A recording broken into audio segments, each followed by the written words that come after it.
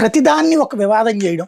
ఒక ఉద్యోగి మీద కోపంతో ఆ ఉద్యోగిని తీపించడానికో, లేకపోతే ఆ ప్లేస్‌లో మనం రావడానికో, ఇంకొక ఉద్యోగి ఇచ్చే తప్పుడు సమాచారాన్ని గురించి జర్నలిస్ట్‌కి అవగాహన లేకపోతే డస్కోళ్ళు సీరియస్‌గా చూడాలి.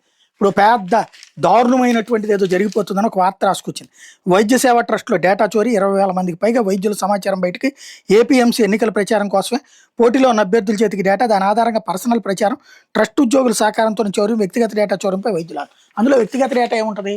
వాళ్ళకి ఐఎంఏఐ దగ్గర కూడా ఉంటది ఆ లిస్టు. డాక్టర్ల డేటా, వాళ్ళ ఫోన్ నంబరు, వాళ్ళ ఇది. వీళ్ళు వ్యక్తిగతంగా ఫోన్ చేసి మాట్లాడతారు. ఏం కార్మిక సంఘాలు, ఉద్యోగ సంఘాలు అందరూ కూడా ఫోన్‌లు చేయరా? లాయర్ల సంఘంతో సహా ఫోన్ చేస్తారు. అదంతా డేటా చౌర్యం అవుతదా? కామన్ సెన్స్ ఉండాలి కదా! ఎన్నికలప్పుడు ఆటోమేటిక్‌గా లిస్టు తీసుకునేసి ప్రచారం చేస్తారు. 20,000 మంది డాక్టర్లుంటే అందరు డాక్టర్‌లకు ఫోన్ చేసి, "అయ్యా మా అసోసియేషన్‌లో మీరు నాకోటేయండి, నాకోటేయండి" అని చెప్తారు.